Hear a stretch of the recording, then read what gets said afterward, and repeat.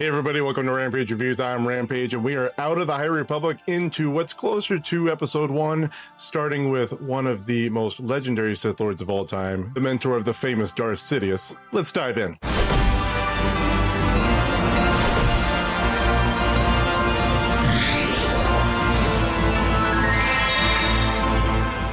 So this book takes place roughly between 67 BBY and 32 BBY. There's a few sections in the book that the story focuses on. It starts with Plagueis' separation from his former master. His rise to power is kind of his second phase, along with him meeting Palpatine. The third phase has to do with as Palpatine has gotten more popular and he has become the Senator of Naboo. He's chasing after the Chancellorship. Higo Damask, or Darth Plagueis, hopes to be co-chancellor with him at that point. He's known as Higo Damask at first. That's his birth name, I believe. His Sith name, obviously, is Darth Plagueis. So Darth Plagueis was an apprentice to a Bith. His name was Darth Tenebris. And if you don't know what a Bith is, the Bith species, you remember in episode 4 when they went to the cantina and you had the music playing in the background at the Mos Eisley spaceport?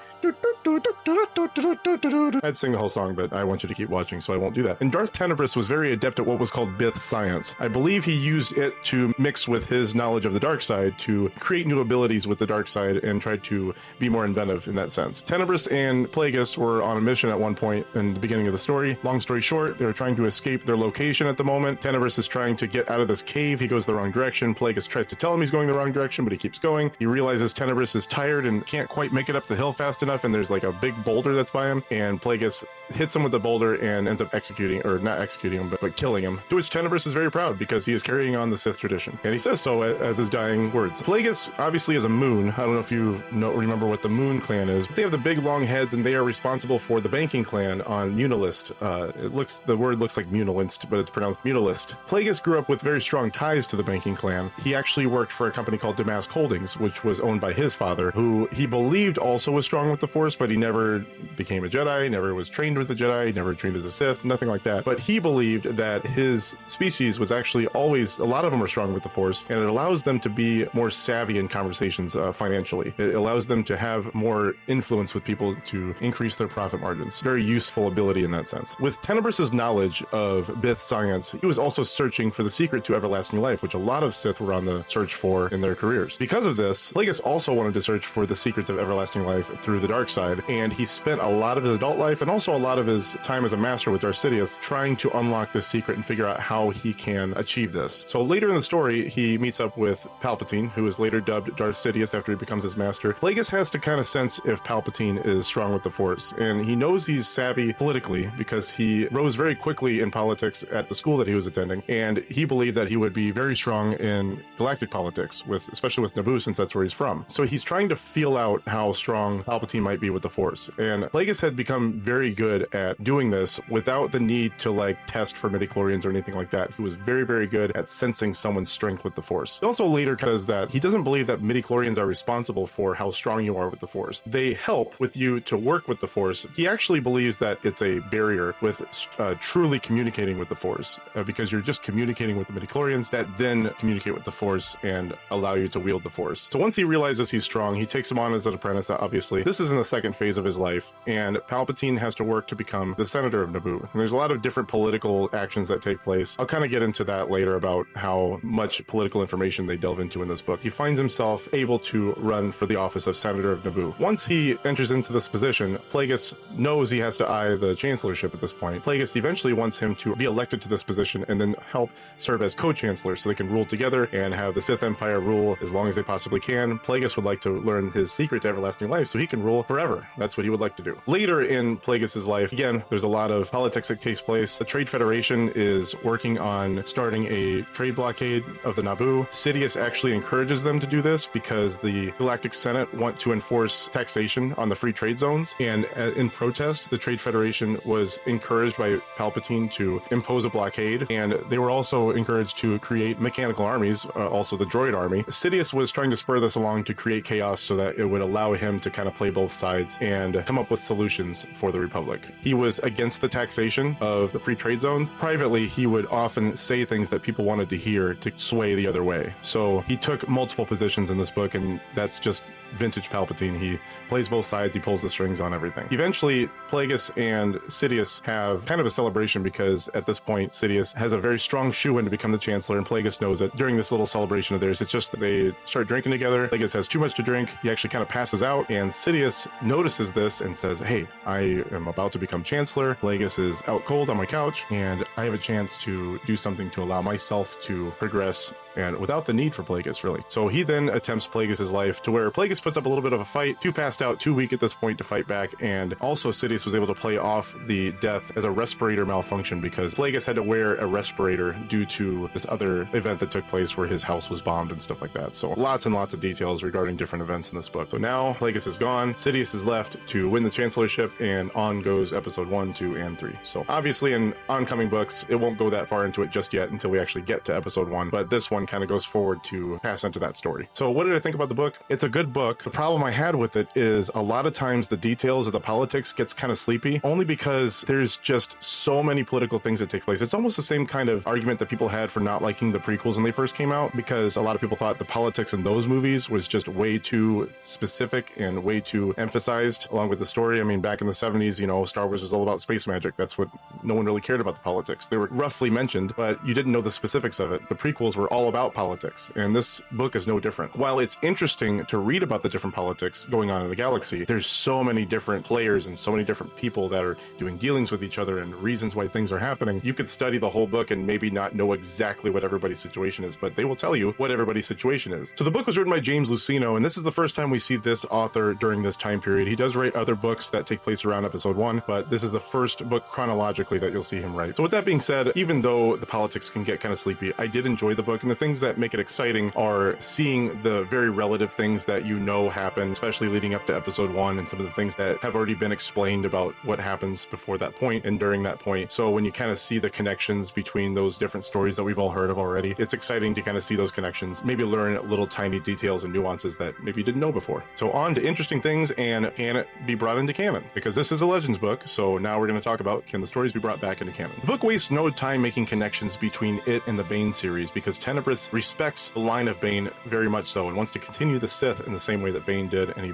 very much respects the rule of 2. Especially when he dies at Plagueis' hand, he's proud of him upon death because he's carrying on the tradition. During the beginning of the book, you see Tenebrous quote many things that Bane did in his past, so he obviously knows a lot about Bane's stories. So with this being the first Legends book chronologically to take place after the Bane series, it makes sense for it to make a very strong connection to that series. The Jedi have obviously always considered midi-chlorians to be symbiotes with human beings. They believe that the Jedi and the midi-chlorians communicate with each other to carry out the will of the Force. Darth Plagueis doesn't view it that way. He feels that the midi-chlorians are actually a barrier to truly communicating with the Force. He believes if you communicate with midi-chlorians, you're not really actually getting to communicate directly with the Force. You're having to act through them.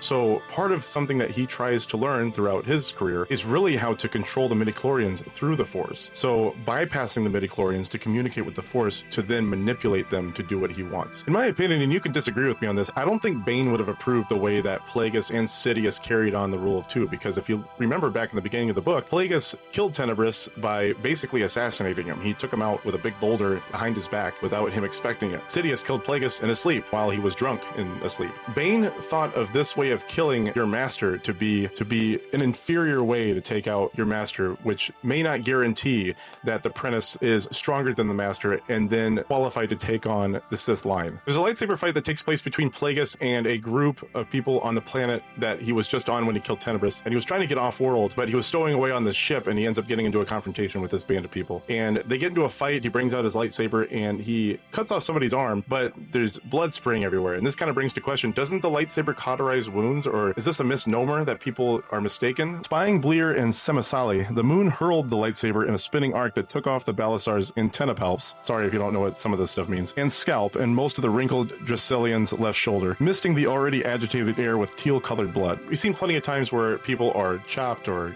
cut through or decapitated or whatever, and you don't see blood, and the assumption was that the lightsaber would cauterize the wound. Here, and also in episode 4, we see those two people have their arms cut off and blood splatters everywhere. I think the cop-out was that maybe those species have blood that simply does not cauterize, and if you look, there's some other explanations on Reddit that are kind of interesting, but maybe we'll just never know what the truth of that is. Plagueis claims that the Sith have become powerful enough to determine the relative strength of somebody through the amount of midi-chlorians they have in their body without the use of devices or anything. They can use the Force to sense the amount of midi-chlorians that somebody has. The claim has also already been made in this book too, and in other places in Star Wars, that midi-chlorians don't necessarily determine how strong an individual is. It helps, and it makes them prone to be able to wield the Force, but it doesn't guarantee that they will be strong with the Force. One of the most interesting things I found in the book is that they go through some of the previous Sith Lords that lived before Tenebris and well before that as well, and they talk about the different progress that they were able to achieve throughout the line of the Sith. And one thing you notice is that there is a Sith Lord by the name of Darth Rampage, and the book alleges that he is responsible for the Jedi feeling the Sith for the first time in about 800 years, 850 years or something like that, by opening a small rend in the Force. And the claim is that the universe has been basked in the light side due to the Jedi, but he was able to rip through that and infiltrate with the dark side to kind of allow that its course to slowly start to take over. 100 years earlier, Tenebris's Twi'lek master had opened a small rend in the fabric of the Force, so this Darth Rampage was actually Tenebris's master, allowing the dark side to be felt by the Jedi Order for the first time in more than 800 years. You'll also notice, and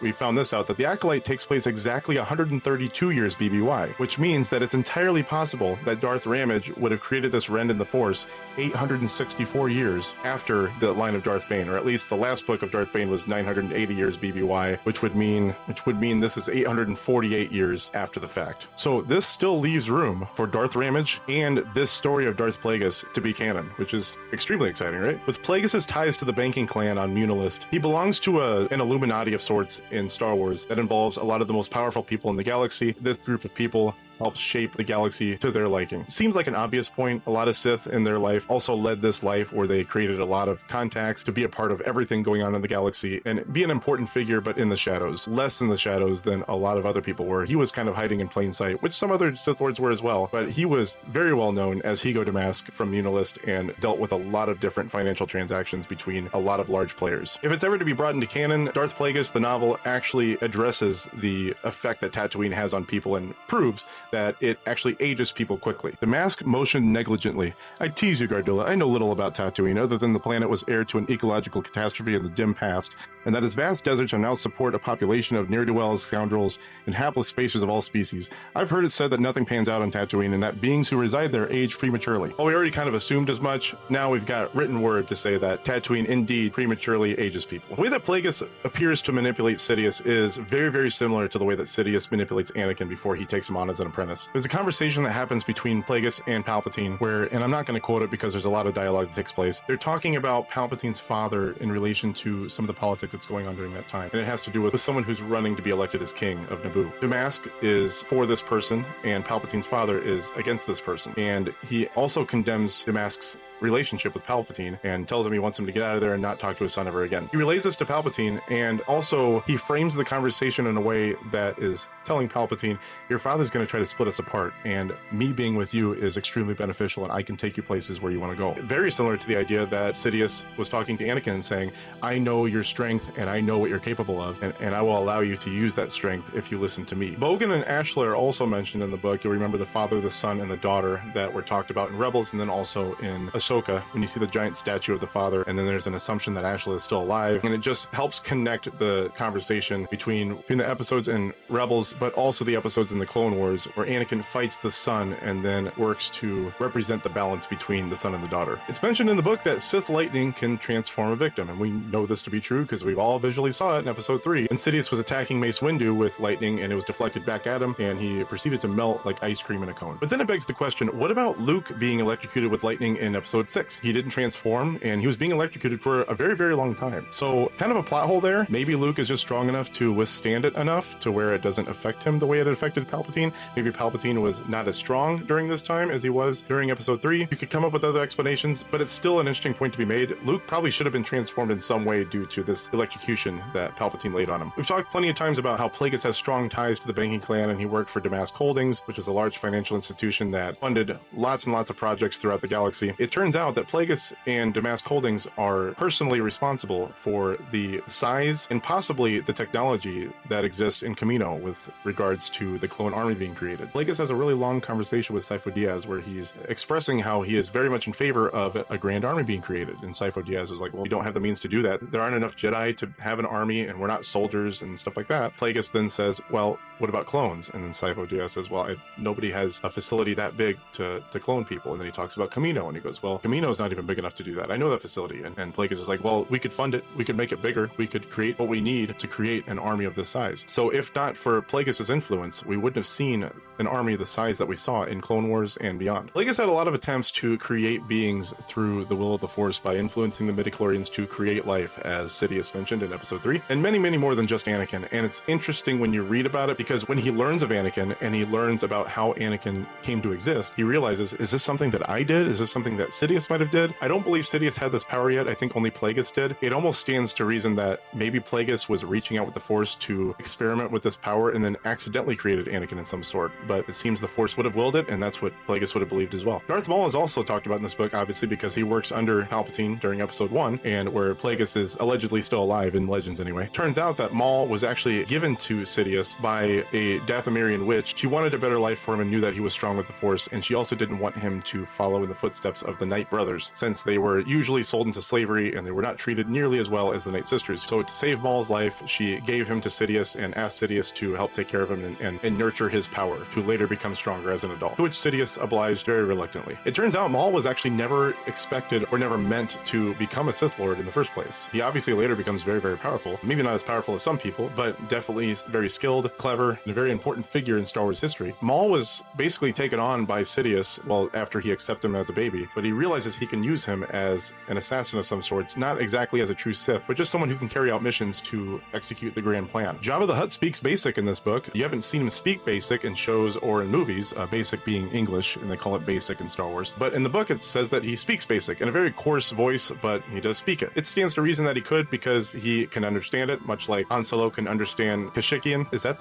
what the language is called? I can't remember. Can understand the Wookiee language. Luke and Obi-Wan can understand what R2-D2 says. Anakin can too, earlier. Obviously, these people understand the different languages. You don't always see them speak it, so... but now you know. The Sith infiltrator, also known as the Scimitar, was actually gifted to Darth Maul by the instruction of Plagueis to Sidious, where he tells him, gift him this ship to incentivize him carrying out tasks to execute the grand plan. So it's really kind of a way to, I guess, to bribe him or to make him feel important, so that way he feels more up to task on taking on these missions that he's being put on, according to Legends. Plagueis would often cite in the book that it was his goal, and along with Sidious, to control the will of the Force, to make it bend to their will. He meant to do that by learning how to control the Midi-chlorians through the Force. That was his way of controlling the Force. However, whenever they have successes and failures, he always talks about how the will of the Force agreed with their actions. So if they had a success, he would say, well, obviously the will of the Force didn't go against it, so we must be doing something right. And when they had a failure, he would say, well, the Force didn't will this, so we were doing something wrong. So he wants to control the Force, but then he believes that the Force is also willing them to do things. Kind of a contradiction there. I mentioned before that Plagueis and Sifo Dyas had a conversation regarding the cloning station on Kamino. It seemed like Plagueis was close to convincing Sifo Dyas to actually make that order of the clone army on Kamino, as long as Hugo Damask, also Plagueis, would fund the project and allow them to possess the technology to create the clones in the way that they want them to be grown and created. You don't actually see him get convinced to do it, but he seems like he's basically almost there to want to make that order. Plagueis also then says if he doesn't do it, we can claim that he did it and have someone else do it in his name, which it's rumored that Darth Tyrannus or Count Dooku actually does this in Sifo Dyas's name. How did the Jedi know the rule of two? It doesn't seem like they would have learned it from anybody. They didn't think the Sith existed, at least up until about 150 BBY or 132 BBY, whenever the Acolyte takes place, or if Darth Rampage ever becomes canon. If they do learn about the Sith during that time, it's possible that they may have had that knowledge passed through by word of mouth accidentally. It made its way to Yoda. And there's also a rumor that Yoda and Windu knew about the existence of the Sith, but they kept it quiet, so they didn't panic anybody, but also because maybe they didn't believe it. Maybe they were too arrogant to believe that the Sith could come back to power, so they just ignored it. It's been understood before that Plagueis knew the strength of Qui-Gon's resolve when it came to training apprentices, and he felt Qui-Gon was so far apart from the Council that he would have been a very, very appropriate Jedi to train Anakin, because he would have been able to rein in Anakin's shortcomings when it came to his ability to control his emotions and things like that. Obviously, Plagueis didn't know Anakin personally, but he also knew Qui-Gon's abilities, and he also knew some of the accolades that Anakin had been through, so he knew the skills of Anakin, and he knew that Qui-Gon would be the best to hone those skills as a Jedi. While the fight between Qui-Gon, Obi-Wan, and Maul was deemed the Duel of the Fates, this book stays consistent with Filoni's description that the Duel of the Fates is who's going to train Anakin, Obi-Wan or Qui-Gon. So then it becomes Obi-Wan, to where Obi-Wan in some sense fails him, but obviously throughout Anakin's entire life he was kind of failed in different ways. That sums up the things that I found interesting. Lots and lots to sort through there. I definitely encourage people to read it, but I just want to warn people that when you do, like I said, a lot of politics take place. It's a lot of information to parse through. When I was reading it, I tried not to retain and hang on to a lot of the political facts and the political points, but mainly just to know Sidious's and Plagueis' path to what they were going to do next with regards to the grand plan and what happens in episode 1 and what happens with Anakin as well. Just keep that in mind before you read it, that there's so much politics. You're not going to remember them all. If you're into that sort of thing, then it's a perfect book for you. I'm going to give this book a rating of 7.9. That might seem kind of harsh to some people, but just understand it's mainly because of the sleepishness of the politics. A lot of the events that took place, a lot of the action that took place, things that you learn about Plagueis and the relationship with Sidious and his life events is very, very interesting. A lot of them are very interesting. Very close to being an 8, but going 7.9 with this one. I hope you enjoyed the video. I appreciate everybody that stopped by today. If you enjoyed the content that you saw, make sure to like the video, subscribe to the channel. Also, if you want to buy this book, there will be a link in the description. Just keep in mind that this link will be an affiliate link for Amazon. So if you click it, it will benefit the channel in some way. It will benefit me in some way. Don't do it to benefit me. I really appreciate the support if you do, but do it so we can continue this conversation on, can these legend stories be brought back into canon, and can canon mesh with those stories? And how much of it can we see collide to create this long, continuous timeline that is Star Wars? You gotta love it. So thanks again. May the Force be with you, and everybody have a great day. Thanks.